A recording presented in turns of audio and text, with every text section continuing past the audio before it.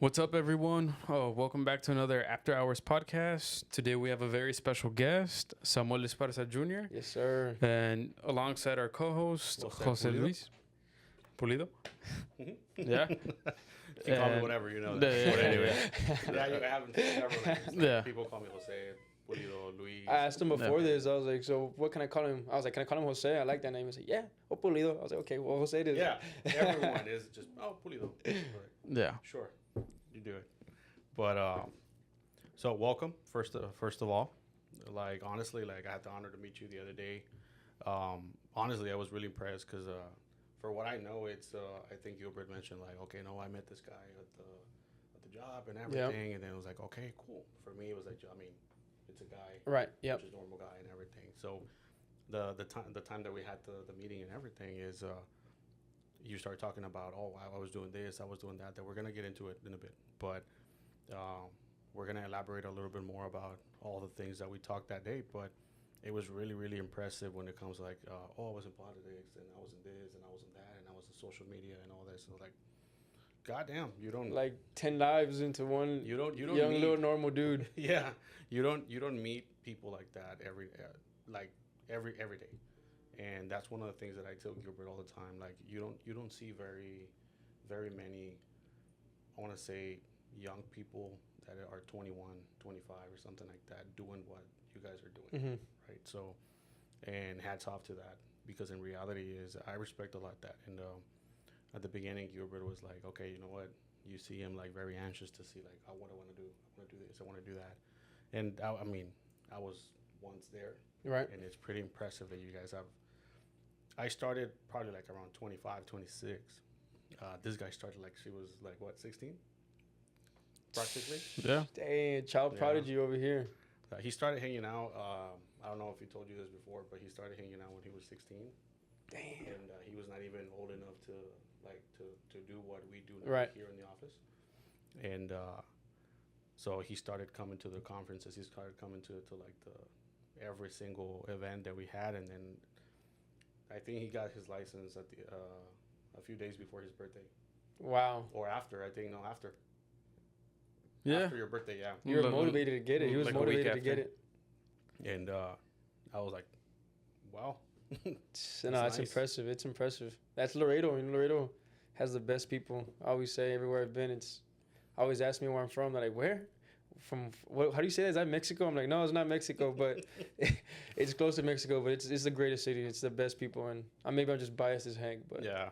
I'm just biased. We had Ryan on the podcast one time, and he comes from he was in Thailand, but I think it's Wow. No. China. Shot the No, ties. he was in Thailand that day. Oh, yeah, from- yeah. Before talking, we had a conference. He was in Thailand. It was 2 a.m. when he was on the Zoom call at 7 p.m. here, and Wow.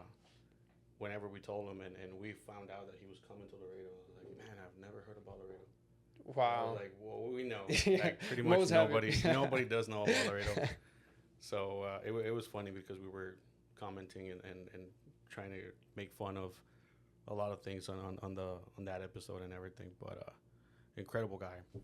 But right now it's you want to start like kind of asking him. Yeah. So yeah.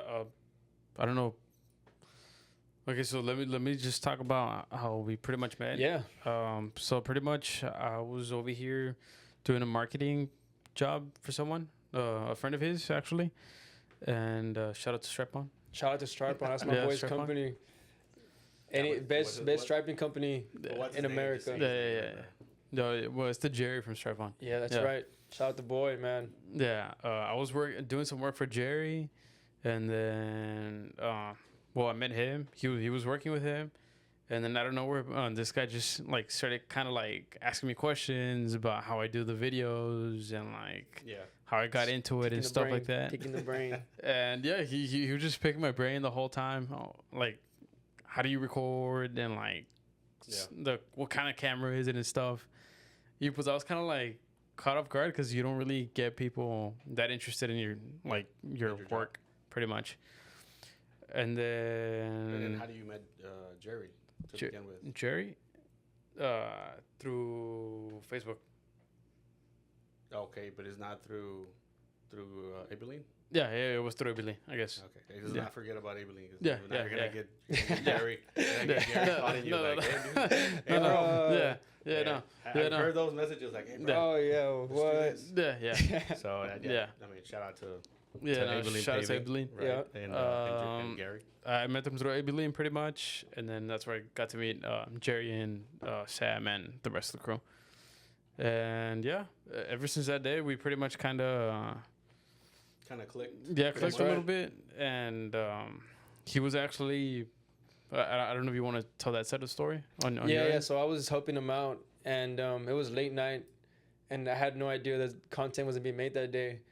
And Gilbert shows up with his awesome drone, his camera, the whole 9 yards, and I'm like, wow, like I got to talk to this guy, because I was interested already in just getting back into social media. Mhm. So I kind of killed two birds with one stone. I'm here helping out my boy, but you never know who you're talking to either. Yeah. So I saw him. I saw what he was doing with the drone, and I saw him there. So let me go talk to him. So we started talking, and he knew everything, all my questions, and I was just curious in how everything works, how the drone works, how the cameras work, and what do you use. I was even asking him like, okay, what does an SD card do? Is it memory? Do you have to buy more? And we're just talking the whole time, and that's when I realized he's a cool dude.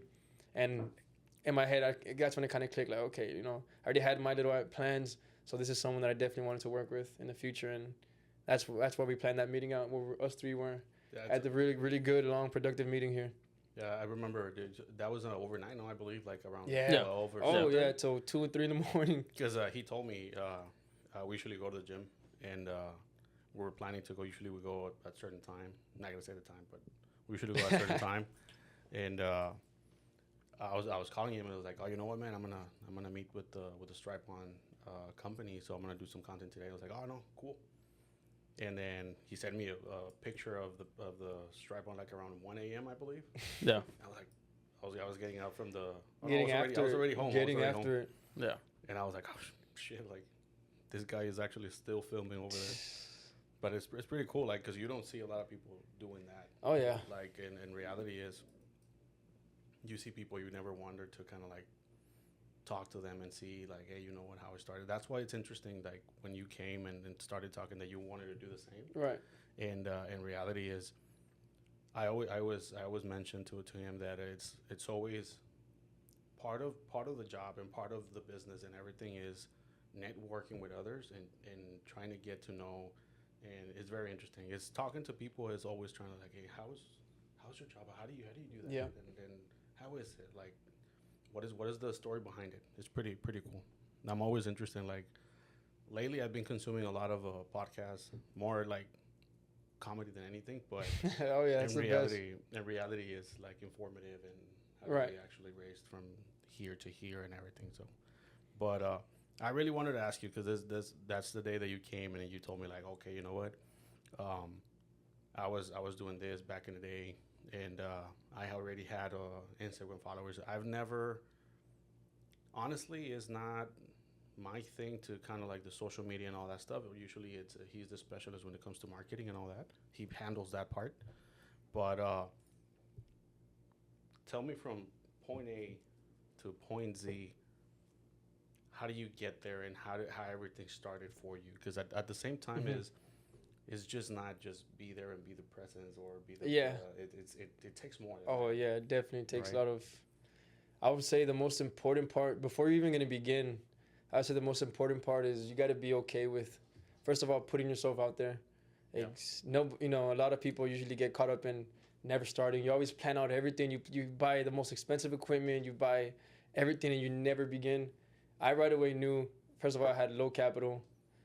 I was not financially literate, but I had the chemistry with my friends where I knew if we just don't stop, it's gonna work out. Because my friends are just such good people. They always help me out. They support me, and everything. And we've been friends since we were 6 years old in church class, and we grew up playing basketball. And so it's COVID hits, and we're in college, and pretty much nothing to do during COVID.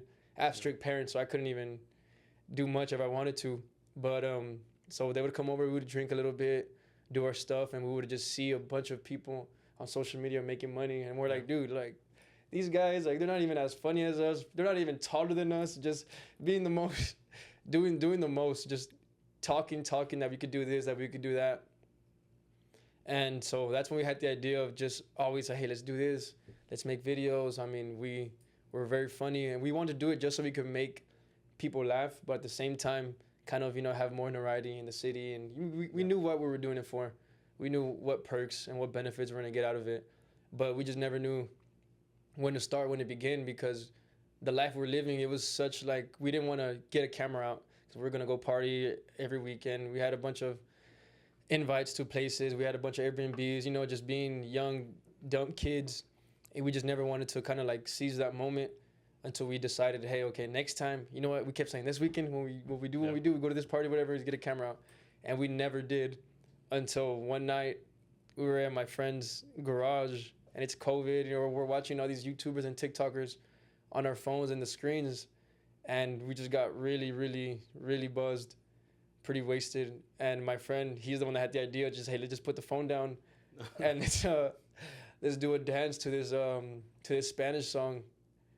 And I don't remember what song it was, but it was like some famous grupo from the 80s and 90s, like a song that my parents, obviously grandparents, everyone knows.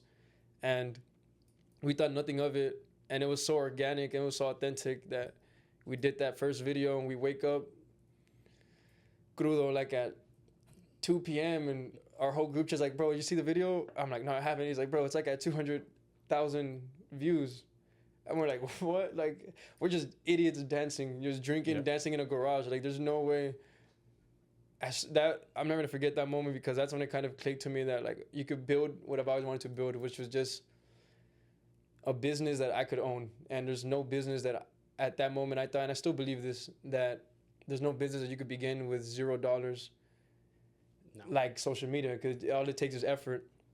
And that was the craziest drug dopamine feeling I've ever felt, because from that moment forward, for the next so many months, every single day, me and my friends hold each other accountable.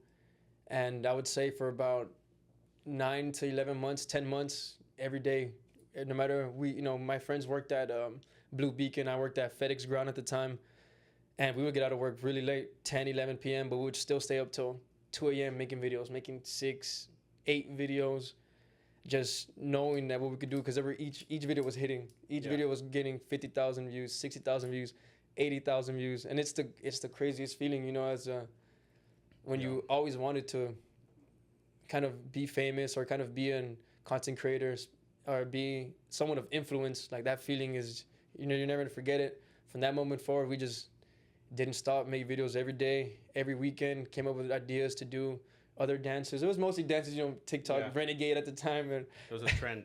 We're doing every trend, and we're getting all these likes and comments, and we had our plans already. But the thing was, the easiest part is that it was authentic. It was genuine. The chemistry was there. It's not like we got random people and put them together and try to make something. It was already there. So I would say anyone getting into social media, don't try to play a role. If that's what you want to do, then do it the best. But everyone has their own talents. Everyone has their own skills. And I just got lucky that my best talent and my best skills were just my friends, that people that I had around me.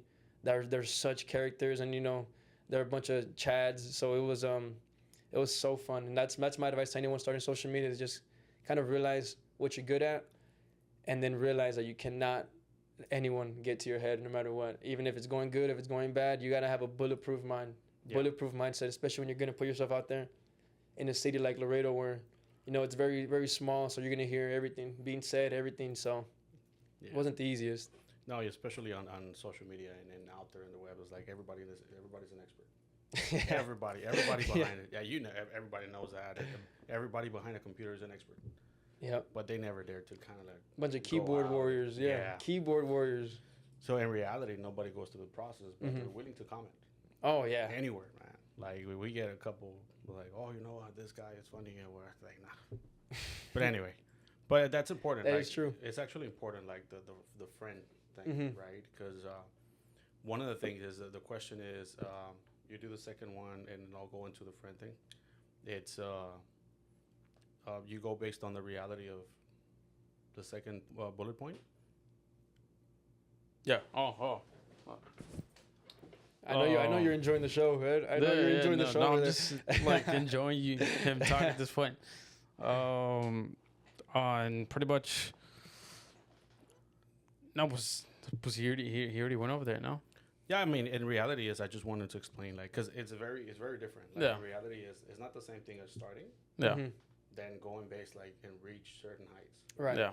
Because I mean, even you last time that you had a video that crosses the 20,000 views and all that Oh, stuff, yeah. and you were going crazy. Yeah. Right. Yeah. Yeah. So right now, I mean, on the bullet points we put out, there was like, okay, what is the reality behind the 800K followers, right? Yeah. Yeah. Because I mean, it's something you, at first you're like, Oh, there's what? no Oh yeah, no, you feel like you're Ric Flair everywhere.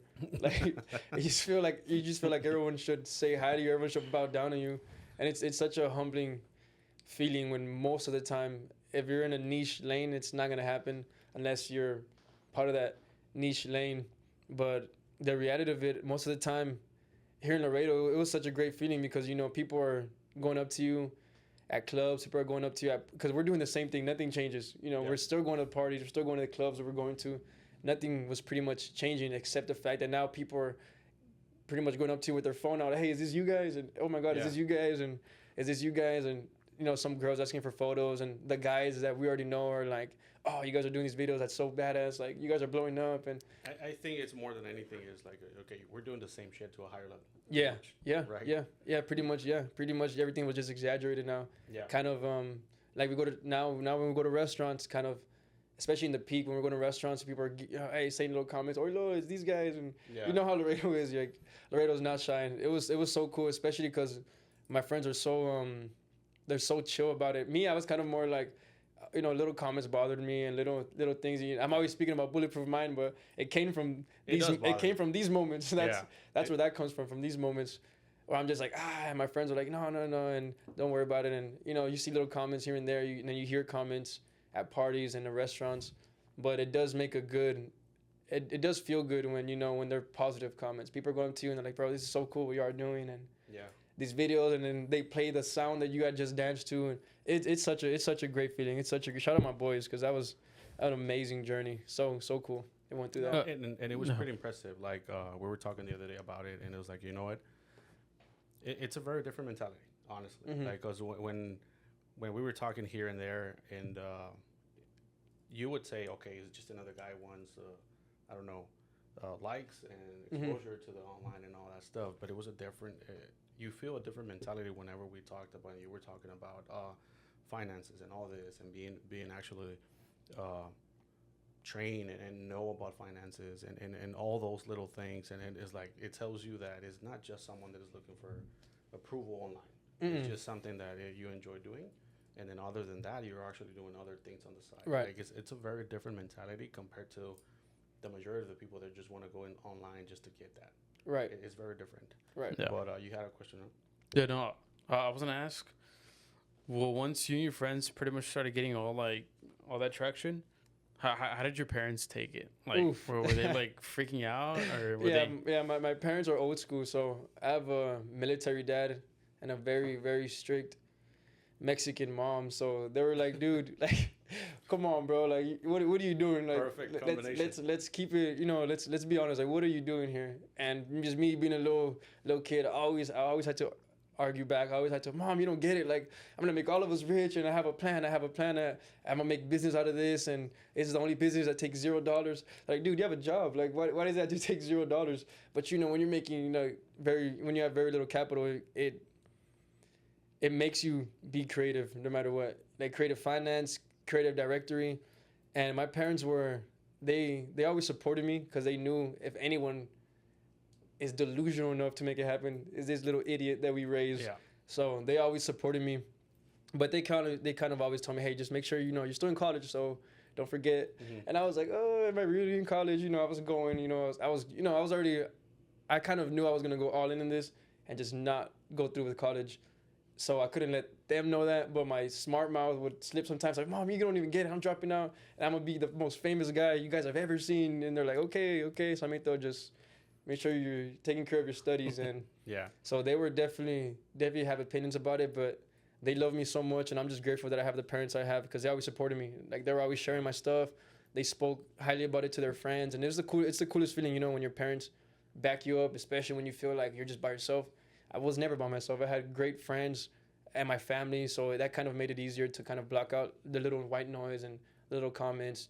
Just because my parents were like, "Hey, well, you gonna go get it? You know, go get it." Because I mean, you put the same mindset you did to basketball and all these other things. I don't see why now you can't be that dude to all y'all to bring it across the finish line. And it only takes that. Like honestly, like we go through this here in the office every day. Is how many ideas we have throughout the day. Yeah, Ton of ideas, man. Only one gets through. yeah, But it's the only thing. I mean, it only gets one idea yeah. to go through. Mhm. So That's all it takes. honestly, it's very. I want to say it sounds like cheesy, but that's the only thing it takes. That's Just it. one idea. That's it. Going back to the friends, right? Because I think it's very important, Mhm. and we talk a lot about friends and friendships and all that stuff. How important it is, and you brought it up right now that it was a very important part of it, right? 100%. Because it's not easy. It's not easy to get friends to kind of like support you and kind of like be part of it. Mm-hmm. And the majority of the people nowadays is very different. Is like they're not gonna go into a project if they don't see nothing that is gonna be for them. Like Right. if it's Oof, like yeah. hey, you know what, the first question you nowadays, especially with friendship, because it's very rare nowadays that you have a real friendship, not just for material things or whenever they meet you. Mm-hmm. It's more than anything is I'm gonna be involved. Whatever the hell Right. happens is, you know what, I'm here. Don't worry. Man. It's very rare. And in reality, you mentioned right now that there was always there and all that stuff. Yep. How many times we try to get people to come here and kind of like support us with when you started the podcast. I ended up coming out, man. I didn't want her to come out, to be honest. Like, honestly, people don't know, but I really didn't want her to come You guys out. are so well spoken, so I'm surprised you guys didn't want to start it Man. sooner. You guys are very well spoken. I was so quiet, even more than him. But getting into business, getting into finances and the insurance industry and all that stuff, you go to so many conferences. I tell my kids, honestly, like I'll be very honest with you, like I tell my kids, like school is important, Mm-hmm. but 100%. it's more important to go out there and start experimenting with the like conferences, business conferences, and being 100%. part of like here we do a lot of conferences from the chambers of commerce Okay. and all those things, networking. And I think one of our business partners, she's amazing when it comes to like networking and doing things. So in reality is we learn a lot and we talk like now, man, I can't shut up. You can tell. now we are like that. But in reality is we've learned like throughout all these years, and then I talk like if it's like more than 10 years. It's like 3 years, dude. But we've learned that honestly, like the more you talk out there and all that stuff, the more you're being yourself. Man, a lot of people just know you from anything. Yeah. I've gotten people out there that was like, "Hey, I saw you on the Chambers of Commerce." I'm like, I don't know. Yeah. I don't remember, but hey, how's it going? And we start talking, dude. Just being a people's So, person. Yeah. yeah. No, I agree. I would always tell my parents, I was like, because again, like we always had these little arguments just because they were like, hey, I support what you do, but stay in school, you know? Yeah. And me being a little smart butt, I was like, oh, well, for me, I'd rather have 1 million followers than have a degree. And it was like, I would just always say that. I would always just say that. But now that I'm a little older, I would say for sure is, you know, if you're somebody, I would say that needs extra growth in the people's person aspect. Like if you're not really a social person, I would say 100% do your 4 years, do your 8 years in college, finish it off. But if you're somebody who's already gifted in speech, or like I wasn't, but you know, my friends were, a lot of people around me were always so charismatic. And I was like, dude, these guys like, yeah, they all went to college. We all went to college. And I did 2 years only before I took off with the social media. But I was always telling myself like, I've gotten so far in life just being nice to people or just being like a character. It's like now that they're paying people to be on social media and all these things, and I was like, I could always come back to school. Yeah. I could always come back to school. But when you have a little bit of, when you have momentum, I feel like you go full force with momentum. You know, the worst thing that could happen is that you stop doing it. But there's, I feel like there's no losses that you can take from just trying to exceed at your craft or trying to succeed in social media or content creation or being an influence of people. Then that's when I just decided to just go all in, just for the simple fact that I was betting on my people skills to take me far. Yeah, like, and it's very important also. Like, to understand from the parents' perspective into like teenagers and kind of like young people. See their mentality. Everybody's different. I see it every day. Like with my kids, is like none of my kids are the same. Like everyone has different, like they like different stuff and all that. And I'm lucky. I got scared because my son started liking baseball, and I was like, Oh yes, "Oh, sir. okay. Yes, I don't sir. like base. I mean, it's not that I don't like. I like every sport, but I used to play soccer or fighting, right? But and he started liking baseball, and I was like, And then first thing I know is a couple of months later, it was like, Dad, I want to go see Ronaldo. And I was like, Yes, sir. oh, man, That's the goat right there. That's the goat. thank you, God. That's the goat. So now he loves soccer, man. You can see him in the living room just coming like back and forth all day long with the goddamn ball.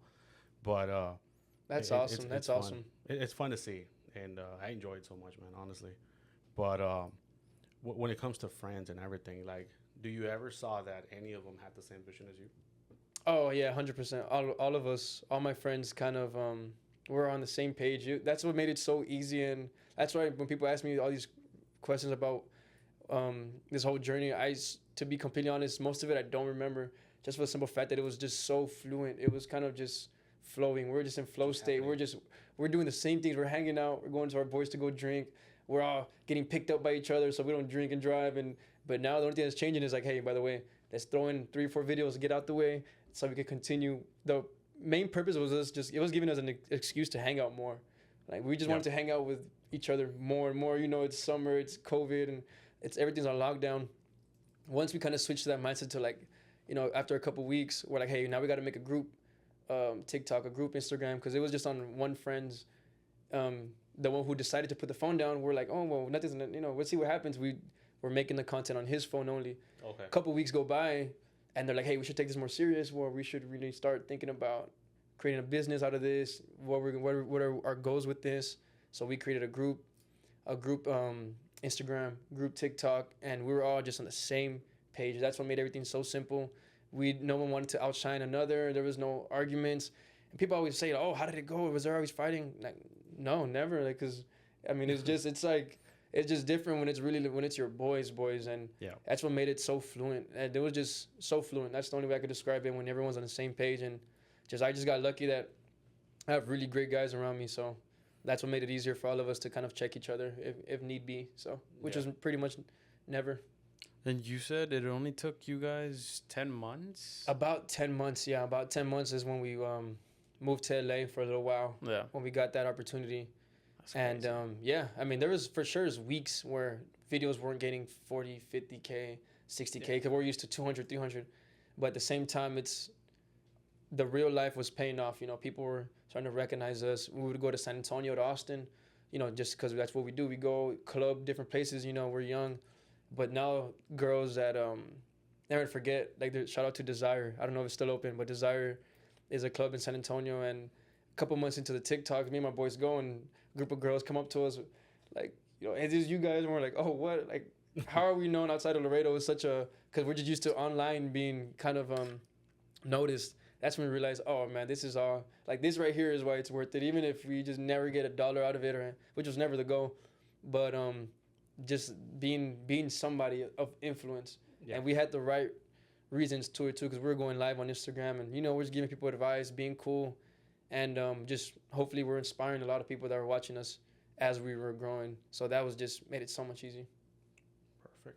That's very nice. That's crazy. Just to think that you guys did that within 10 months. It's still the craziest part. Oh yeah, no, we were grinding, bro. We're especially, there was times where, you know, I would take family vacations, or they would take family vacations, vice versa, and we'd text each other, hey, I know you're gonna be gone for a week, Samuel, but like we're gonna post videos for, I'm like, dude, post double, like, whether, even I don't care if I don't come out, like, keep it momentum rolling. And they would take family vacations, and I'll be like, I got you guys, I'll make a couple videos by myself. So we're always just in sync. So it felt like a long time, but in reality, it felt like we're always just, like, you know, it's like they always say, it's like when you love what you're doing, is it even work? So that's kind of like what we were feeling, and it paid off for all of us. Yeah, no, and it takes time. Honestly, like, it's impressive for 10 months, because when we started this, we didn't start it for like all making money. And that's the reason why the name is After Hours, because it was like, hey, you know what, after the office, because it's in the same office. Yeah, that 5 to 9. So it's like, after the office, we can do a podcast. I'm like, sure. And then all of a sudden it was like, oh, he got the mics. Oh, Okay, yeah. so we're serious about Yeah, this. now it's go time. Yep. And it was like, okay, we got chairs. What do you mean you got chairs? Yeah, because we're gonna put 4. And I was like, okay, so Yeah. this is real. Oh And yeah. then he started hanging out, like bringing his friends and doing a couple of pods himself and everything. And I was like, okay, well, let's do it just for fun, just to like Yep. to get to know people and all that stuff. But we have several, I want to say, layouts of how we wanted to do the podcast, right? But it's crazy how we never had like an idea. I was like, we're gonna do this specific layout, and you guys had it clear, right? It's we're doing this. It's just guys living life, and let's go from there. Let's go from there. Yep. So it's pretty impressive. Like with us, it's like it was never the goal. Like, but on you guys, I mean, hey, it's fun. You're actually hanging out with your people. Yeah. You're doing things that you love. You're traveling. What else can you ask? Yeah. Nothing No, at life's all. good. You know, life's good. Like that's in the Yeah. moment, all we could be is like, man, life is good. You know, we're still working our butts off. Like 8 Yep. hours, 9 hour shifts doing blue collar work. You know, at FedEx. You know, I'm a skinny little dude picking up, you know, like boxes and motors of trucks.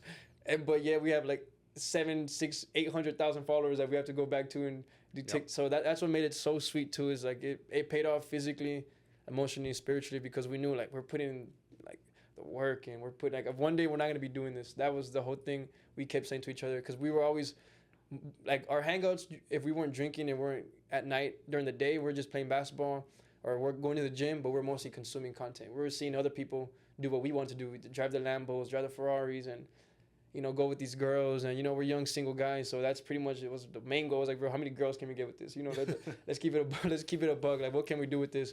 So the goal was always clear, and we just put in double work.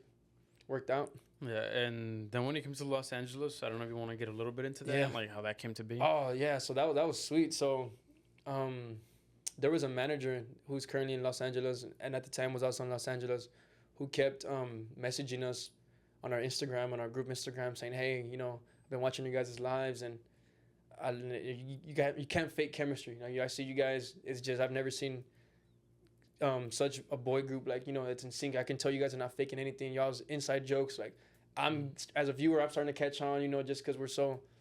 And he kept for weeks DMing us, and we never really saw the messages, just because we didn't really check. You know, we're just thinking content. We're not really thinking of further opportunities until we finally saw it. And you know, he gave us a good opportunity for us to go over there for a couple weeks, check it out. Big old mansion on Santa Monica Boulevard, and I had never been to California in my life. I mean, I was like 6 years old. I went for like 3 days. You know, It's not the same. it's not the same. No. But at this point, I was probably 21, 22 years old to go with the boys, and that's what we talked about. You know, going into a content house. That's what we talked about from the beginning. We always had said, "Yo, we should do." You know, our goal is to get into a content house, get with other content creators, because I already know if they give us a platform, we're just running with it. Like, we knew what we have, so we knew if people give us a platform, we're running with it. So it got to that point where we finally got those messages, and we agreed to go out there, and we got there, and yeah, the next couple of weeks were just desmadre. They were just, you know, a lot of Party on. a lot of partying, a lot of drinking. Content was being made, but we were for sure like that was priority number 2. Yeah. Like we're in LA. You know, we're young guys. We're friends. So that was just, oh my goodness. It's crazy, man, because we were talking about it the other day with the first Right. time that you came to the studio and everything. And then I go home. My daughter's watching a movie, and the movie is with Kevin Hart. and I mean, I don't watch TV like Right. practically at all, but my daughter's is TV shows. And Oh, all yeah. that, and they tell me like, "Oh, do you see this person?" I'm like, "I don't know who that is." Yeah. And they're like, "Oh, Dad, I saw Speed with the Ronaldo shoe." I don't know who that is. Yep. I don't know. Like, I'm old. Yeah. He's a big the dude now. reality is, and that day, I got home and they're watching the movie, and I was like, "What you guys seeing? Like, is this?" They were like, "Yeah," and you see, I just got there. I don't know the people because I really don't watch the TV that much, but I see Kevin Hart because that's the only one I know, and he had like, I want to say like acting like a drug dealer or something like that, and I was like, "What?" Just shut that off. No, the other guy is funny, Marcelo, and I was like, I don't know who it is. Yeah, Then I started looking at the movie, man. It was funny. it was fun. It Yeah, was really he's funny. And he talked about talented people. yeah, and actually talked about that, like kind of like influencers and all that stuff. The guy kind of like hired the guys and all that. Yeah.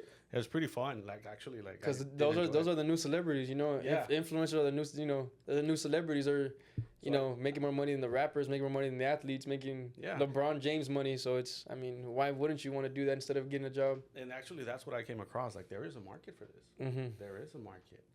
Like you call it a niche or not right now, but there is a market. It's Yeah. something you can explode, you know. But it was funny because we talked about that, and then I get home and I see that, and I'm like, "The You're hell like, is that?" oh, yeah. is it- Whole nother something's world. going on. Whole But nother it was- world. But it was pretty fun, and I mean, you got to experience it yourself. Oh, which yeah. is pretty cool. Oh no, it was awesome. Especially because I mean, I'm a big Fast and the Furious guy. Me and my friends are all car dudes, but especially the Fast and the Furious movies. It's like it's my favorite franchise. Transformers is my favorite franchise. So anything having to do with cars and Yeah. friends. So obviously, you know, there's a bunch of scenes that happen in California, there in Santa Monica, and all those little places. So that was kind of like I just felt like such a kid, you know, like oh my. I was like just thinking, imagine if I had, and at the time I had my parents had gotten me for my birthday an Alfa Romeo Giulia. Mm-hmm. It's an Italian car, so I drove it to LA because I wanted to drive to different places when we were on our off days. You know, I wanted to drive, check out all these new places. It's an Italian car. It's not built to be driving 1,200 miles, but there I am like a little idiot driving a little Alfa Romeo across the nation to LA, and I just go visit all those sites where the Fast and the Furious scenes were shot, and I was like, man, this is what it's really like about, just being able to experience little things like this. Me and my friends just had a real nice moment, and I think it was like in Malibu. We were having like a photo shoot for like a sponsorship that we had gotten, so we had to go do a photo shoot for them, and we're just there, and we're like looking at the beach, and we're just there like, bro, what, like we're literally nobodies. We're just regular dudes from Laredo that just happen to be pretty good at basketball, and we're just good friends, and we just got on camera and we're able to do little things like this. So that was a good moment I'm never gonna forget. Especially in Malibu. Oh yeah, it's beautiful. a whole different tax bracket out there, but it's Yeah. beautiful. It's beautiful. You see people that you don't see everywhere. Oh yeah, But cars that you don't ever see in Laredo. yeah, actually the Alfa Romeo was one of the old ones or one of the new ones. 'Cause No, they it was changed. a new one. It was so sweet. I don't have it no more, but it was a 2019 Alfa Romeo Giulia, all white with Venetian cream tan interior. Oh my goodness, I felt like Scarface in that thing, but Yeah, they're new. with actually. $0 in my bank account, but with an the Alfa car. Romeo, with an Alfa Romeo. And those cars, people who doesn't know them here in the U.S., but they're very impressive cars. Like they're very nice. Very. And they had a version in the past, and then now they've been rebuilt. Yeah. And now they have a whole line of Alfa Romeos. Oh, they're gorgeous. Yeah. I think from 2018. I don't know. Yeah, I could be wrong. 2016. Yeah, they have the Alfa Romeo Giulia, which is the one I had, and they have the higher trim, which is a Quadrifoglio, which is Exactly. insane car. Then they have the higher trim with the Alfa Romeo 4C, and it was just I just became such a fan even more of vehicles at that point. I was like, I just want to do whatever I can to make money, just buy these Yeah. little cars, and then I became a big JDM guy and just a bunch of Japanese cars. So right now it's like my favorite cars are Japanese cars, and they've been for a couple years now, and so it's like, oof, well, I already know what I'm doing when I get those big boy paychecks and go get me a little Japanese car. Yeah, and I mean, we talked about it. He knows that my favorite car is a Corvette. Like, and I had it for a few. American muscle, baby. But his favorite car, I think it was a Lamborghini at the time, and then we Ooh. actually actually had the opportunity to Yes, go to sir. Lamborghini San Antonio. And actually, thank you for the tour in San Antonio. Right? Wow, But, that's awesome. It was amazing. That is and, awesome. We had the opportunity to kind of like to film the cars and all that stuff. We had a really good time over there, and we'll definitely pay a visit after. Oh, yeah. To them and I'll kinda go like with you guys. What Lamborghini? give 'em I don't think I've ever been inside a Lamborghini, so No, Never, It was, never. It was very nice. Never been inside a Really good. Lamborghini. And actually, we owe them a couple of videos from Wow. that visit, because honestly, we said we were gonna send them out, and we never got to communicate with them and send it out, but Yeah. we will for sure. And but at the same time, it's like cars. It's just something else. It's just Oh, yeah. passion, right? Yep. And now that I have that, I want a Lamborghini because we went to see him.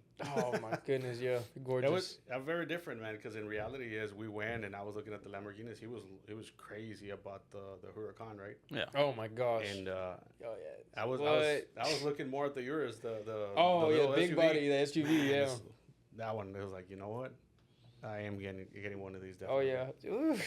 And then my son is like, Dad, I want a Lamborghini. 'Cause I used to buy him the. You're like, yeah, for Corvettes. sure, son. When do you want it? I was Next like- year or do you want it tomorrow? I didn't say no. I Yeah, never you say can't no to that. Yeah, you can't say no. When But do he you was want it? like, I want to get a Lamborghini. And I was like, yeah, 100%. just give me time. Yeah, yeah.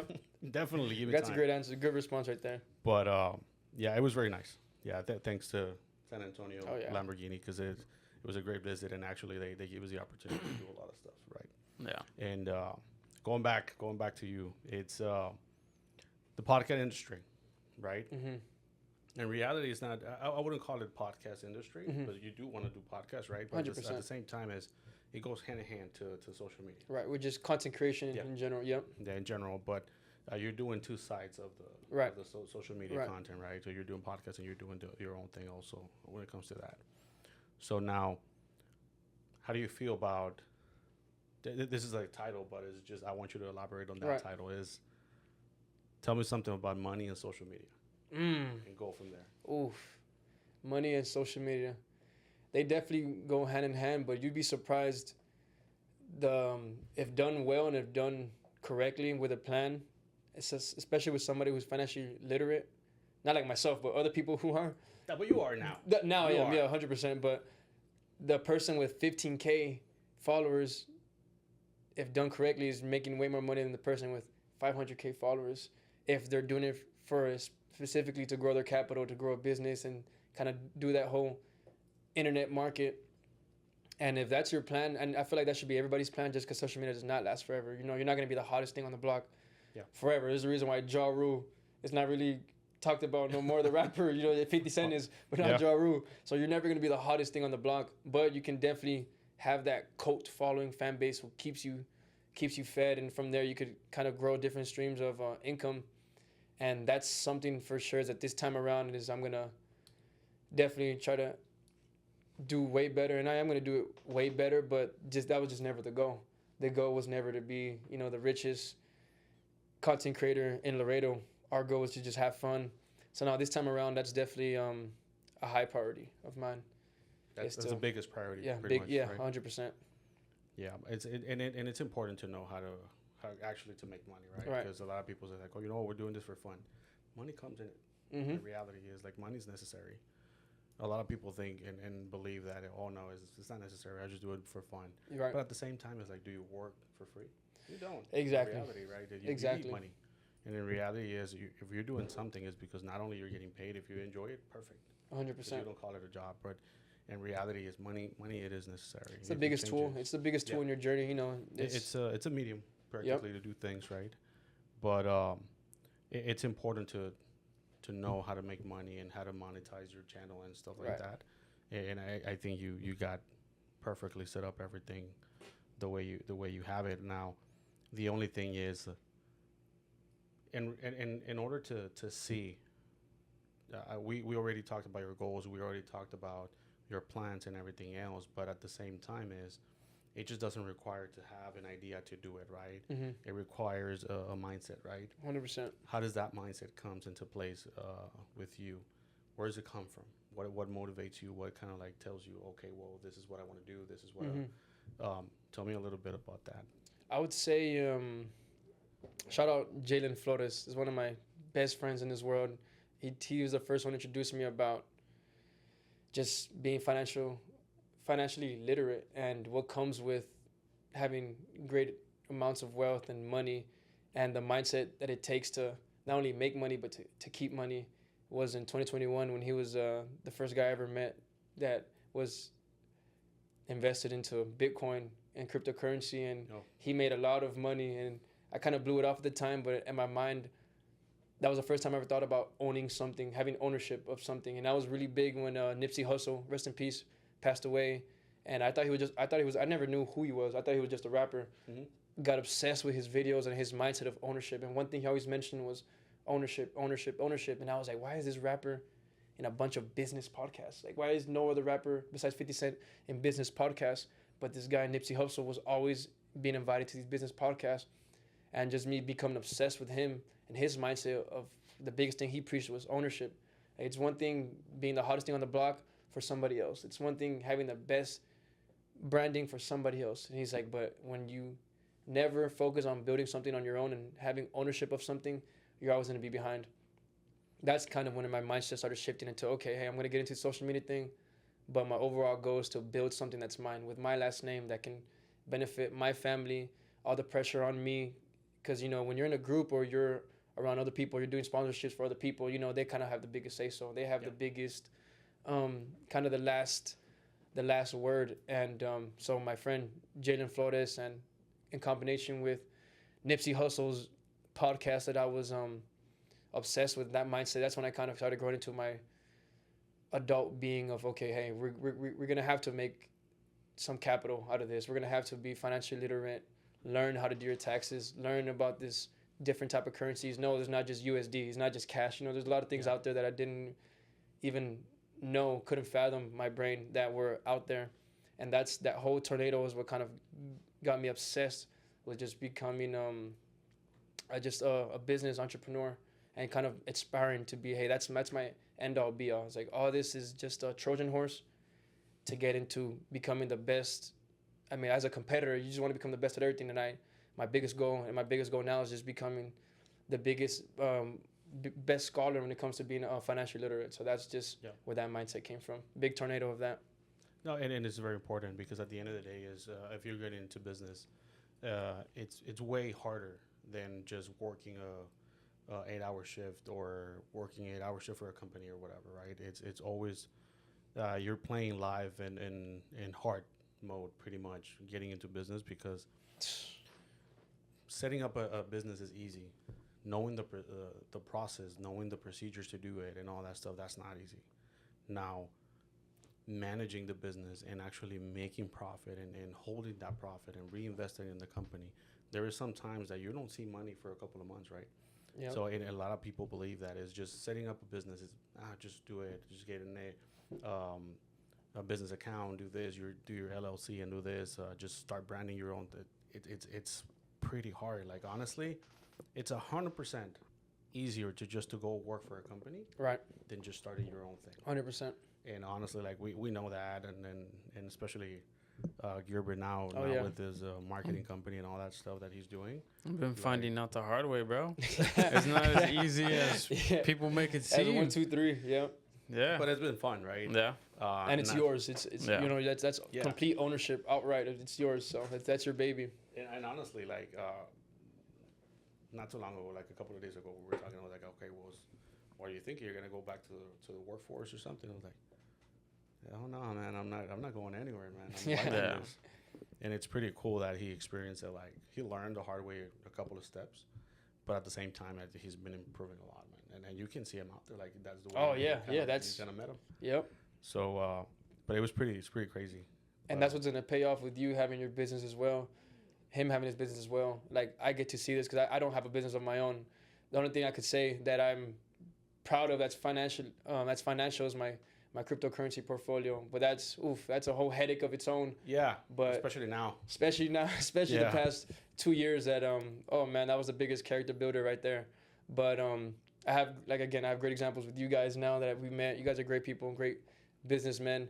My friends, you know, Jorge Murillo, my friend, has a business of his own for years now. Jerry with Stripe On, so I have good examples. Yeah. My friends, you know, that I did TikTok with, still have their own account going and it's flourishing. So I have good examples. My father has his company. I have good examples around me of good businessmen of what happens when you do things the right way. Yeah. This time around, now I'm 100% confident that, you know, I started a brand, 13th Prophecy, yeah. And that's what I was going to tell you. Like, not necessarily you don't have a business yet, because in reality, you're the business now. Right. Like, you're talking about branding yourself now. That's right. So, pretty and that was all I was focused on was, you know, that's why I got into social media. I kind of realized, like, hey, if Samuel Esparza Jr. is somebody, that could get me into any doors, get me into any section, any networking event. And again, but complete ownership. That's when I had the idea of, okay, let's start building our own business, start building our own businesses. And what got me into that path was cryptocurrency. 2 years ago, investing all my money into that, not making anything for a year and a half, 2 years, but there were expensive lessons that now it's been pretty good. The market's changing. It's trending bullish again. So it's gonna be a good storm, and this is my baby right here, and this is this is my Trojan horse of kind of putting my message out there and putting my symbols. You have a link and all that stuff. Oh, that yes, I have my Instagram. It's 13th Prophecy. I have the TikTok 13th Prophecy, and yeah, my motto for the brand is ideas are bulletproof. They cannot die. Because that just the kind of sum up what I believe in. 25 years of life is what got created into this brand of 13th. Yep. Was just my way of telling people, hey, you have an idea, you have something there that you believe in fully, and you do it fearlessly, authentically, and with unconditional love, and you put that idea out there, no one can take that away from you. No one can take that away from you. You know, if you do it the right way and you want to do it for the right reasons, and which is what I want to do, is just inspire people. You know, at the end of the day, if I feel like I can't do anything for somebody, what I can do for somebody 100% is give you some confidence, give you some hope, put some pep in your step. Because, I mean, it was done to me as a kid with my parents that just made me so confident. It made me delusional. Now that I'm so delusional in my abilities, I know that's my biggest asset. That's my biggest skill. That's my biggest 100%. My biggest moneymaker is going to be just me being able to make others around me more confident. You know, you're going to pick your chest up a little higher. And it's all I want to do. And this is my Trojan horse. And to telling people, hey, when you wear this, you know, I want you to believe in yourself 100%. Don't pout. Don't complain. When you're wearing my brand, out of respect for me and you, I want you to live by the motto, which is ideas are bulletproof. They cannot die. And that's my Trojan horse into that. And it's important to understand that going through the process and experience it, you can always start over. Always, because I mean, things can go wrong. Mm-hmm. That's not just. I mean, it's not like we all have it figured out. Right. Things can go wrong, but at the same time, it's like in fact, that if something goes wrong, you can start over. That's 100%. That's basically that's the most basic thing that you can do is you know what I did it in the past, I can do it again. Right. Oh yeah, that's real. So, you were gonna say something about the next bullet. That's real right there. A ver. Okay, I want to go back real quick to the Los Angeles thing. So you were over there for a couple months, you said? No, I was there For a couple weeks? I would say 2-3 weeks maybe. You were there for 2 to 3 weeks? My boys actually stayed over there. Yeah? Yeah, they haven't came back. But me personally, I was over there for maybe 2-3 weeks. Yeah. A lot happened over there, a lot of good times. So everything's like a big blur of drinking and staying up late and meeting new people. So, but it was a great time. Yeah. That's badass. So then you were in Los Angeles for a couple weeks. Right. You got to experience a lot of crazy stuff, I'm assuming, over there. You came back to San Antonio, you said? Yes, I had gotten my first apartment with my boys in San Antonio a couple months right after Los Angeles. Yep.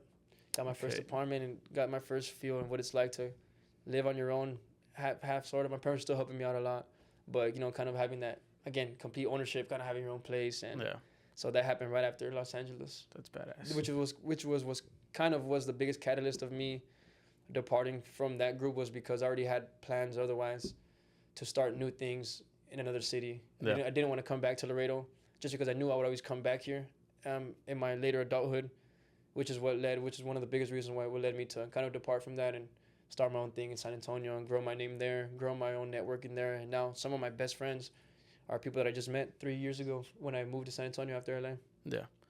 Yeah, and okay, so you go to San Antonio, you decide to come back to Laredo, and now you come with the idea of let's do a friggin' podcast. Oh yeah, well that idea actually was instilled in me in San Antonio. So when I moved there, 2 months into me moving there, a modeling page there, we get in contact and they're like, hey, just come check it out if you're interested. And I had never modeled a day in my life. I know nothing about modeling, doing runway shows, doing fashion shows, but it was kind of still kept me in that content creation mode and that mindset of, hey, I'm here in San Antonio to work, because I was also trying to get into real estate, and because I have a really good friends there that are in real estate and they have good jobs over there. So I was kind of already becoming more motivated by capital and trying to gain my capital and be more financially free.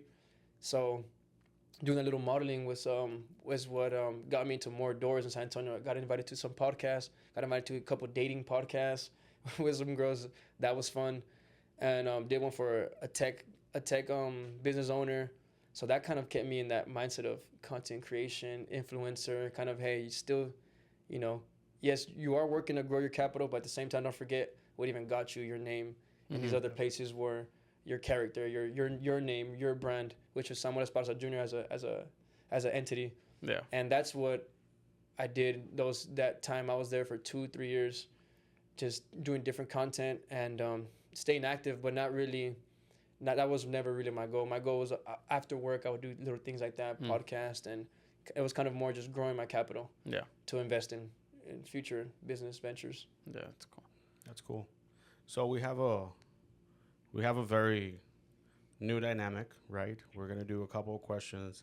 We're just gonna tell you the question, just answer. If you don't want to answer, I see some spicy kind of questions, man. So I'm not gonna elaborate on those. You don't have to answer. I like spicy. But spicy girls. You're gonna do one. I'm gonna do the next one, and then you're gonna do the other one. I'll do the next one. Okay, you start. Yeah. We're on the. Oh, All the right. rapid fire. Yeah. Rapid fire. What would you say is your biggest flex? Girls. Next question. No, I'm joking. No, I'm joking. It's already on the record. It's already on the record. Let's run it. Yeah, that's my answer right there. I like it. Like small words. Biggest loss. Oof. Biggest loss. Not being able to take criticism by those that are important to you. At the beginning, because now you're 100%. more solid, right? Yeah. Still not perfect, so I still have my little flaws. So. Yeah. Okay. Next question. What was the craziest DM you've gotten from someone? Do you want to have a great time with me and my friends?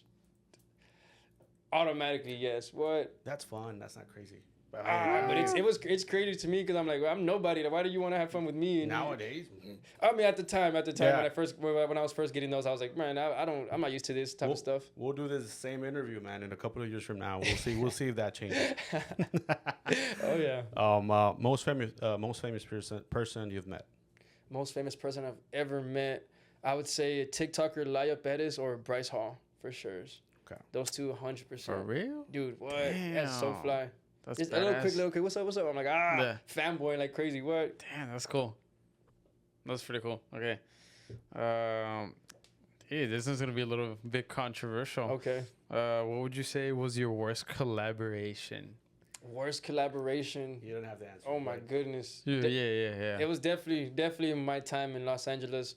A couple people that didn't have the best interest in me, but me being naive and seeing the best in everybody. That's that for sure. 100%. Let's just keep it there. Yeah. Just keep it there. Yeah. 100%. Now, best collaboration. Best collaboration. Oof. Best collaboration. I would say my time with Models of Texas, which was a model agency that I was in San Antonio, introduced me to a whole new world of runway shows and making me feel like as a man you can still do stuff like that. So shout out there. Models of Texas, Santiago. You guys are so awesome, man. So awesome. That's for sure the best one. It was mine. Oh. What was your most embarrassing viral moment? Embarrassing viral moment. I would say my senior year. It's a varsity game. It's a rival game. United versus Alexander. I went to United. It's like fourth quarter, a minute left. I jumped up for a ball. They chopped my legs. Boom! I just fall right on my hip bone. And I'm a skinny dude, so my hip bone is exposed. Oh, bro! I was about to cry. 30 seconds left, but I toughed it out. Threw little push-ups in there. Got the crowd going. Yeah. And then got up. That's basic, man. It's like nobody saw it. Just Nobody get up. saw it. Everybody saw it. You heard it was a big ooh. I was like, ah. No, but you think in your head like hey, nobody saw it. Yeah. No, I get had up. to do a couple push-ups to get the crowd going. I've always been a showman, so had to do it. Okay, most money you've spent on something stupid. Something stupid. Most money I've ever spent. Something stupid. I would say my first ever meme coin. I had $1,000 in my account. Spent $700 on a meme coin. That was it was a JFK meme coin because on Solana blockchain because the JFK files were coming out a year and a half ago. You know that big story. And I was like, you know what? Boom. Next thing I know, I wake up like $18 left. I'm like, oh well. Now I guess I gotta eat ramen again for the next 2 weeks of the next paycheck. But you got it. Yeah, but now I got crypto down like a mug. So Okay. Who would you say was like the funniest from your friend group? oh man, the funniest from my friend group is the triplets, bro. Those guys are. I wish they were here right now, but if you spend an hour with those guys, you're gonna have a six pack because those dudes are the funniest dudes. I've ever met in my life, and those are the guys that I was doing TikTok with. So shout out Morales Triples, my dogs. Can't wait till y'all get back here. So funniest dudes ever. Who was the biggest troublemaker? Biggest troublemaker out of all my friends, I gotta give it to my boy. Oh, I gotta shout out my boy Frank. Biggest troublemaker. He's the funniest dude. Gets us all into trouble. Not anymore, but back in the day when we were kids, you know, we're in middle school, elementary, high school. But I know he's gonna see this, so Frankie, you know I love you, boy. Do the next one, then. Yeah, next one. Would I guess going back to what you said earlier? Would you prefer fame or money? Oof, Tough one. that's such a tough one. I would definitely still prefer fame and notoriety, just because I know that goes hand in hand. But there's nothing like being known everywhere. I've never had that feeling, but I can just imagine being known everywhere. Even if you have $80 in your account, like that's got to be the best feeling, because you can have $1 billion and no one knows you, Yeah. and it's like I would rather. I'll take that. I'd rather take the fame. You know, I'd rather take the fame. I don't. I'll take the billion. I want you to know my name. Know my name. Give me the money later. I'm doing this because they forced me to do it. I'm not. I don't. The less people know about me, better. Oh yeah, that is true. Business or content? Ah, business, 100%. 1 million followers or $1 million? Oh, 1 million followers. Oh, dang, give me that, Damn. man. I need my soldiers. You know, I need my army behind me, no matter what. But you can make money out of that too. 100%. Yeah, 100%. And final one is delete your old content or keep everything the way it is right now. Ooh, would you say delete all my content or keep it going? Yeah. Oh no, I gotta keep it going. I gotta keep it going just because it's a part of my journey of, you know, being, when content creation started to now, it's definitely gonna be. And it's very different, right? Definitely gonna be a 180 of what I Yeah. used to do, but it's part of who I am. It's part of what made me who I am. So can never look back on that. Yeah, I think it's part of the journey is kind of like looking back and say like, shit, I did that one. And just cringing at your Yeah. own videos. I'm like, Like- bro, I was shaking my hips for some views, but it's, you know, it's Yeah. cool. You know, it's so funny to look at it. It's awesome. Especially when you told girls and they're like, this is you. You show girls a look. I'm like, oh my God. Yeah, it was, but it's There's- all good. There's always something that people remember you from, or video, or something that happened in your childhood, that is freaking something that is embarrassing to you, man. Something. There's always, like, I haven't met one person that don't have anything in that. Me? Oh, I would say 100%. I went to Mexico when I was 6 years old, and my 2 front teeth were loose. And I was trying to impress my older cousin. You know, you're always trying to impress your older cousins. And there was a big rope from a tree at this house in Mexico. And me trying to impress my cousins, I tried doing it with my mouth. Like, I can hang on my mouth. Everyone's there. My whole family's there. All my cousins I'm trying to impress. I bite on it to try to get on the rope and go. As soon as I bite on it, my 2 front teeth just pop out. From there, I was known as Chimuelo. Like my whole life, my whole childhood, I was known as Chimuelo. And I was like, dude, I'm never like, you're never gonna live that down. I could be the most famous guy, the most known guy, most rich guy in my family. They're always gonna know me as Chimuelo. Like, so that was like, oh, I can't live that down. And in Mexico. And in Mexico, it's like, you're trying to impress everybody. Which means a totally different thing over there, man. Yeah. Okay, so Oh, yeah. you go to the 10th one. 10th one. Okay. This is the dynamic of the questions is already done, but Yeah. we usually get just the people to know a little bit about you, man. It's a very different thing. The last part of the whole thing is just based on focus on your decisions, and then also things that people don't know about you. Okay. What would you say is something people assume about you that's completely wrong? 100%. Like, if you just follow me on Instagram, or if you just see me out in public, you know, kind of be like, hey, look at this cocky, tall, skinny dude just standing like he's freaking king of the world, standing over there. But get to know me, just get to talk to me. You know, like I have a lot to say. I have a lot to listen to also. You never know. You know, you don't ever judge somebody by their cover, because I feel like that's definitely 100% what people usually go up to me and say, oh, wait, you're so different from on Instagram. You're so different.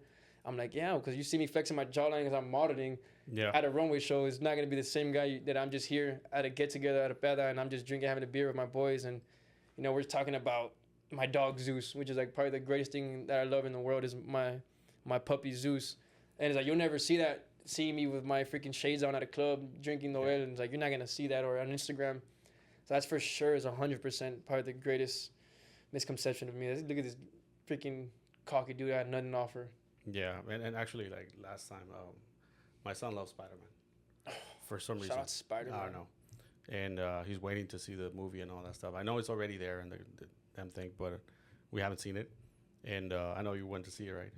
There was a quote that the actor from there said in one interview that I was looking the other day. It says, "If you don't have my number, and you don't have my contact on your phone, you don't know me enough to talk about me." And I was like, or something like that. I'm not sure if it's the same way, but I heard it and I was like, man, that guy. That's a great quote. That is real. That's a great quote. That is real. But everyone's gonna have their own opinions. You know, I don't blame them. You know, I mean, I'm not perfect. I look at some people too, some girls, some guys. I'm like, oh, like, you know. Yeah. But I try to humble myself to be like, hey, you know, be quiet because I probably think the same thing of you, and they probably have a lot to offer in your life, and you have a lot to offer in their life. So humble up. Every head is a different world, man. So yep. we don't know. We never know.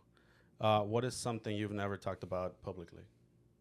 Something I've never talked about publicly, I would say cryptocurrency. That's all you're gonna hear come out of my mouth now. But since I've kind of taken a little break from content and social media because of crypto the past 2 years, I haven't really posted on anywhere for 2 years just because I put my head down and kind of made it my whole life goal to become very, very knowledgeable in cryptocurrency, and it's paying off now. But that's something I would want to. People are going to see a lot in my content, a lot about blockchain technology. You're going to hear a lot about Solana and Hyperliquid and meme coins and internet capital markets and the benefits that come from that. Again, decentralization, which is DeFi, is again it's ownership, having your own. Like there's a big saying in crypto: if it's not your keys, it's not your coins, and that's one of the things that people have pretty much never really, unless they talk to me personally and they ask me about it. And a conversation comes up, but that's something that I do want to bring here to Laredo, 100%, and be the biggest advocate and be the frontier of that cryptocurrency, technology, and blockchain here in Laredo. Yeah, and it's very important because honestly, like if people don't know, but the reality is that's what's coming. If anybody has been to like, what's it called? This park on North Central. No, in San Antonio, the water park. It's Schlitterman or all those parks. Okay. If you go there's no cash. Wow. Everything's cards. Oh wow, I did not even know like Six Flags and all those. Yeah. Six Flags. Wow. Mm-hmm. So you go there. There's no cash. You go there. There's like you gotta put your cash into a machine. They give you a card. Just digital. Eventually, yeah. Wow. Eventually, it's gonna be crypto and all that stuff. That's. Wow. I think for what I know, it's kind of like President Trump. What he's trying to do is the U.S. becoming the crypto capital of the world. That's right. So in reality is, and it's very critical for people to know like how the economy runs right now because we're going through, I want to say a change of monetary system. And 100%. Honestly, like this has been going on for quite some time already. I want to say more than 2 years already. If you really don't understand that, you're super behind. Right. You're super behind. I have nothing against cash. I think it's the best way to go because of cash the is way king. It works. Still, right? Cash is king. It's always going to be king. But at the same time, you got to learn how the future is going to move because if not, you're miles away. Right. Miles away from what this is going to be in the future. So, oh yeah, I mean cash is king, but you still can't be oblivious. Yeah. To what's what's coming. So it's like in the 90s, the .com bubble. It's like people are like, oh no, it's not gonna change anything. I'm still gonna do this and do that. What is an email? What is a website? And those who played the game right end up on top, and those who didn't, were forced to be liquidated. But I see that coming now. It's like like the Trump family, especially, they're putting America first when it comes to being the crypto capital of the world because again, his sons are involved in crypto. Barron Trump made, I think it was estimated he made like 85 million this past year in crypto. His other son, Eric Trump, has one of the biggest Bitcoin mining companies in the world and in America. It's called American Bitcoin Corporation, and they have a bunch of data centers and they're mining a bunch of Bitcoin. And Trump himself, nuked the whole market with his Trump meme coin a year and a half ago, and we haven't recovered since. Retail hasn't recovered since because we're retail because those guys are the big market movers. They're big players. Yeah. So Trump coin was definitely the top signal, but I'm glad that our president is making it known that hey, we're gonna become the Bitcoin kings of the world. And I believe everything happens. I mean, the guy is a freaking mastermind when it comes to like business and economy and all that stuff. Everything that he does is for a reason. Everything that he does is for some purpose. When it comes to like either good business for America, good things for little things that he does for everything, right? And the funny stuff is that he says it out loud. Like not too long ago, he So was saying, savvy. yeah, he was saying like, okay, get magnets. I'm gonna show you how to do money on magnets. I'm like, Wow. what is this guy doing? Yeah. But he's just very vocal about it, Yep. right? There's a lot of things that I just don't agree, right, on the policy that they do, but most of them, it's very impressive how actually they manage the whole thing. Yep. It only takes for them to talk about the market and they know something's gonna change. Oh, what? Yeah. Oh, I So- know too well. I know too well. You have one meeting, one World Economic Forum meeting, and there goes all your money. Or if they say one thing, there you go everything. Or if Elon Musk tweets about Dogecoin, now you're double your net worth. So yeah, times are oof. Internet capital markets of their own is a whole different animal. So Every day, man, there's millions disappearing from the market, and then every day there's millions coming back into the market. You just got to know the trends and kind of like that's right. Navigate through them. You got to have a whole analysis. If you're investing out there, you got to have strategy. You have a really good analysis of how it works and everything, and just pay attention. Pretty much. 100%. I agree. I think more than anything, the market go based on narratives, and depends on the narrative that we have. That's the way it kind of like fluctuates throughout the whole 100%. day and the week. But at the end of the day, man, we got to know that the market is just a cycle. Yep. Yeah, there's a cycle for every year, every 5 years, and so on and so forth, right? But That's it's true. pretty impressive that you're very well known about managing your finances that way and what's coming, right? Pretty cool about that. What is something you're embarrassed about? I am embarrassed about how I get sometimes with my friends when I'm drunk. That's definitely the number one thing I'm embarrassed about. Oh man, I act a fool. I act a fool with my boys. I become the goofiest dude in the whole world, and it's definitely my friends will have a lot of stories about me when I'm. That's what we call back in when I grew up as a moral hangover. Oh yeah, Pretty much. It's like, well, you don't know what you did, but I'm embarrassed every time I wake up. My boy calls me, dude. Why? I'm like, why? What? He's like, you don't remember? I'm like, no, bro. Like, we'll talk about it in a bit. I'm like, call me later, bro, because I just be laughing at everything that happens, and we're all like that. But you get embarrassed when it's you mostly gets the most drunk, or you're throwing up everywhere, you're pissing on the walls, or anything. It's so funny. I'm embarrassed 100% every time, but they're memories. At the end of the day, it's memories, right? Memories, yeah. What's a failure people don't know about? A failure people don't know about, I would say. I'm gonna go back to this, but when I usually post about cryptocurrency on my private account or on my Finsta or my close friends on Instagram, people just see the little trades that I do that are wins, or they see the coins that I'm calling out. My crypto Twitter, I see that growing. I post that, but people are never gonna see all the money that I've lost. People were never there when I had to eat sardines for 2-3 weeks straight because they're $1 and all my money was invested into coins, just trying to grow my portfolio and learning as I go, because a big mentor of mine is Anton Creel. He's a Goldman Sachs banker and investor. He always said, you're never really trading until it's your own money. Yep. Anybody could say this, anyone has to say that, but until you're trading with your own money, you're going to learn a lot about yourself.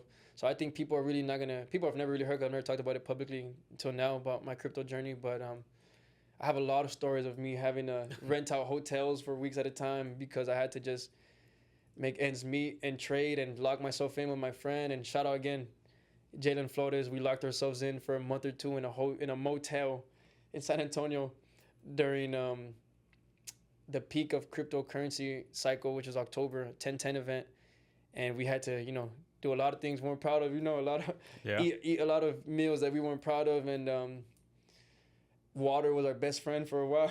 just trying to just grind. It gets and crazy sometimes. get it going. So eventually people are gonna hear a lot of stressful stories, a lot of things we had to do to have money to invest back into the market, and it sucked everything out of us. But now I know what to do, what not to do, and that's definitely gonna be good stories for another time. Yeah, and there's more tools nowadays too. So 100%. Is there any regret? No, Not at all. no regret in anything I've ever done. It you know, it all comes full circle. So that's something that I'm proud of. That I was never really I'm not perfect, 100%. Made mistakes, a lot of mistakes, but I always stayed true to myself, and I always made sure when I go full tilt and I tilt, I always like to kind of look at it as like a scale. It's like I used to think you always had to be perfect, you always had to do everything right. So when I would mess up, be hard on myself. But now it's okay to tilt sometimes, as long as you come right back to that middle scale when you balance yourself out. And that's what got me into being forgive myself, forgive others, and just have no regrets and just keep living authentically. I agree with that. Okay, what's something you're proud of that isn't social media related? The way I handle relationships is definitely the thing I'm proud of the most. I pride myself in. I've done I've done enough inner work with myself to where things happen. Like things come up, people make mistakes, I make mistakes, friends make mistakes. You know, in relationships with women, relationships with my parents, relationships with anybody, it's like things are gonna happen. One thing you could control is yourself and how you react. You cannot control what people do to you. You can't control what people have thoughts of you. You can't control actions of theirs, but you can control how you react to every situation, and you can decide how you're gonna move forward with that. And I've just done enough isolation work. I've isolated myself enough, and my purpose was to control my emotions, be emotionally intelligent enough to where now I can navigate pretty well through every situation, every relationship. Okay, I agree with that. And is there something you're struggling with right now? 100%, 100%. Everyone has struggles, and I would say just one thing I'm struggling with is getting back into the social media. You know, it brings back those little nerves. It brings back those little doubts in your head of, you think you're the best dude, you think you're the best looking, you're best all this, all that. Post a video then, because then you're gonna get those comments again of people doubting you, people having their own opinions, and Test it out. test it out. You know, you think you're the smartest crypto guy. Okay, put yourself out there then. And I'm kind of getting those little nerves again of, even doing this podcast, the first podcast I've done in over a year.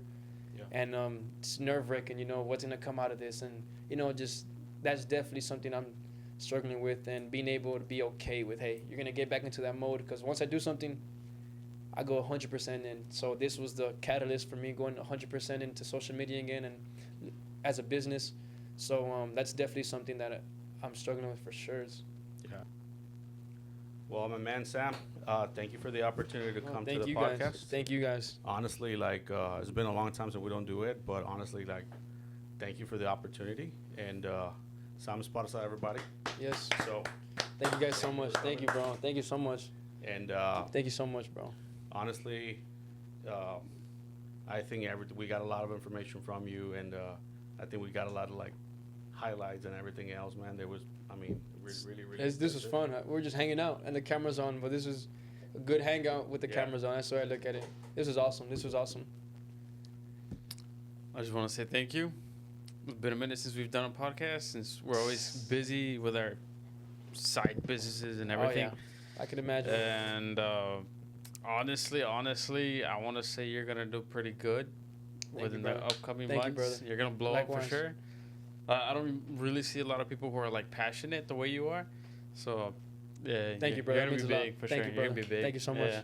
And just once again, man, I don't know if you want to share your social media. Is it just yeah. people to see? Just Samuel Esparza Jr. on Instagram. There you'll see me post all my links. So just go follow me on there, and let's have some fun. Let's learn a lot, and let's have some fun. Let's enjoy life together. Man, thank you so very much. Thank you guys. Oh yeah.